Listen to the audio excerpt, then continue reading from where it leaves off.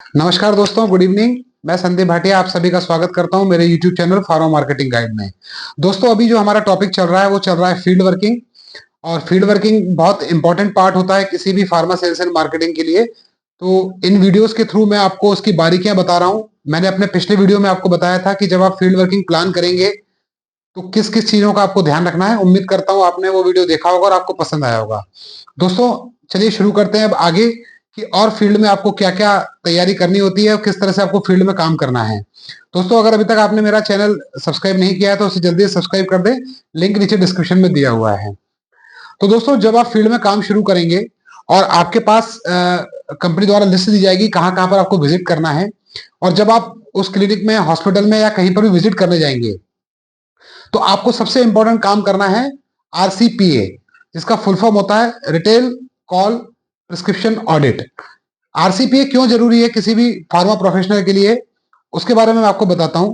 दोस्तों, क्या होता है, जैसे मान लीजिए आपको कंपनी ने डॉक्टर लिस्ट दी और आप अब कंपनी में नए हैं, आपको कुछ भी आइडिया नहीं है कि जिस क्लिनिक में या जिस हॉस्पिटल में आप विजिट करने जा रहे हैं वहां पर आपकी कंपनी का कौन सा ब्रांड चलता है, या पहले क्या चलता था, या अभी चल रहा है कि बंद हो गया है। तो ये पूरी इंफॉर्मेशन आपको कहां से मिलेगी?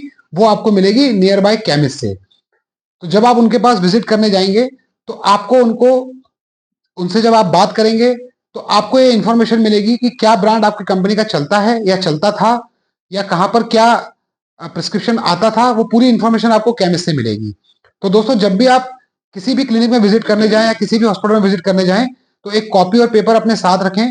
विजिट करने से पहले केमिस्ट से मिलें, केमिस्ट से मिलने के बाद उनसे पूरी इंफॉर्मेशन लें और उसको पेपर में नोट करें, क्योंकि जब वो आपको बताएंगे तो हो सकता है कि आप 2 दिन बाद भूल जाएं। इसलिए जब आपकी कॉपी में लिखा होगा या किसी पेपर पे लिखा होगा तो इजीली आप उसको रेफर कर सकते हैं जब आप अगली बार जाएंगे। दोस्तों, यहाँ पर एक चीज और ध्यान देने वाली बात है कि जब भी मैंने देखा है, जब भी बच्चे किसी हॉस्पिटल या क्लिनिक में विजिट करने जाते हैं तो वो केमिस्ट के पास जब जाते हैं तो मैं देखता हूं कि वहां पर जब पेशेंट्स को केमिस्ट अटेंड कर रहे होते हैं तो वहां पर उनको बीच में जाकर डिस्टर्ब करते हैं और इंफॉर्मेशन लेने की कोशिश करते हैं। देखिए, किसी भी बिजनेसमैन के लिए उसका कस्टमर बहुत इंपॉर्टेंट होता है। मान लीजिए अगर आप किसी केमिस्ट से आपको इन्फॉर्मेशन चाहिए और आप किसी क्लिनिक में विजिट पर गए हैं और आपको उनसे पूरी जानकारी चाहिए, तो आपको ये ध्यान रखना पड़ेगा वहां पर कि जब तक केमिस्ट फ्री नहीं हो जाते या जहां पर जो की पर्सन है वो फ्री नहीं हो जाता है, आपको उनको डिस्टर्ब नहीं करना है और न उनको पेशेंट्स के बीच में जाकर डिस्टर्ब करना है, क्योंकि वो उनके लिए पेशेंट इंपॉर्टेंट है, उसको दवाई देना इंपॉर्टेंट है। आप बीच में जाके उनसे बात करेंगे, उनको डिस्टर्ब करेंगे तो आपको इन्फॉर्मेशन भी नहीं मिलेगी और आपकी इमेज भी खराब हो जाएगी। तो जब भी आप रिटेल कॉल प्रिस्क्रिप्शन एडिट के लिए जाएं या आरसीपीए के लिए जाएं या जानकारी लेने के लिए केमिस्ट के पास जाते हैं तो आपको थोड़ा पेशेंस के साथ में वहां पर वेट करना चाहिए, उनके खाली होने का इंतजार करना चाहिए, उसके बाद अपनी बात उनसे करनी चाहिए। उसी के बाद आपको पूरी इंफॉर्मेशन मिल पाएगी और आपको पूरी जानकारी मिल पाएगी जो आपके बहुत काम आएगी। और अगर मान लीजिए आप विजिट पर जाते हैं और विजिट का टाइम हो गया है लेकिन आपकी केमिस्ट से बात नहीं हो पाई है, तो इस केस में मैं आपको ये सजेस्ट करूंगा कि आप एक दिन पहले, अगर मान लीजिए कल आपकी प्लानिंग है वहां पर जाने की, तो आप एक दिन पहले भी जाके शाम को या रात को केमिस्ट से बात करके पूरी डिटेल निकाल सकते हैं।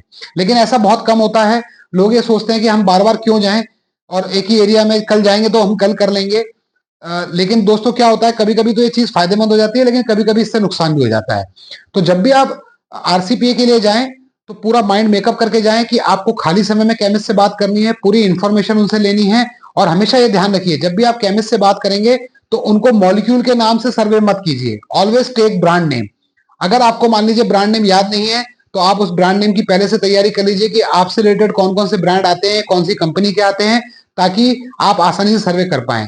दोस्तों, क्या होता है, आप मॉलिक्यूल जाके बोलोगे, हो सकता है कि बहुत सारे केमिस्ट आपकी बात को समझ जाएं और हो सकता है बहुत सारे केमिस्ट आपकी बात को नहीं समझें। तो मैं हमेशा यही आप सबको सजेस्ट करता हूं कि जब भी आप आरसीपीए के लिए जाएं तो सबसे पहले आप केमिस्ट से जब बात करें तो आपके पास ब्रांड नेम आपको याद होना चाहिए, ना कि मॉलिक्यूल नेम। तो इससे आपका काम आसान हो जाएगा और केमिस्ट भी आपकी अच्छे से हेल्प कर पाएंगे। तो दोस्तों, आरसीपीए के बारे में मैंने आपको आप जानकारी दी है, ये बहुत एक इंपॉर्टेंट पार्ट था और इसको बहुत प्रैक्टिस से ये बढ़ता है। ऐसा नहीं है कि आपने एक दिन किया और आपका काम आसान हो जाएगा, ऐसा नहीं होता है। It is a regular practice. तो आपको जब भी आप विजिट पर जाएं, कहीं पर भी जाएं, तो आरसीपीए को अपने हैबिट में डालिए और पहले कॉल के आरसीपी कीजिए। हो सकता है कि आपने आरसीपी के बिना डॉक्टर के पास गए या केमिस्ट में विजिट किया क्लिनिक के अंदर और आपने कुछ बोल दिया, तो हो सकता है कि वो आपके अगेंस्ट में नेगेटिव भी हो जाए। इसलिए इंफॉर्मेशन पूरी अपने पास रखिए जो आपको केमिस्ट से इजीली मिल जाएगी, बस वो स्किल्स आपको डेवलप करनी है। तो दोस्तों आज की वीडियो में इतना ही, आगे की जानकारी आपको अगले वीडियो में दी जाएगी। Thank you very much, good evening.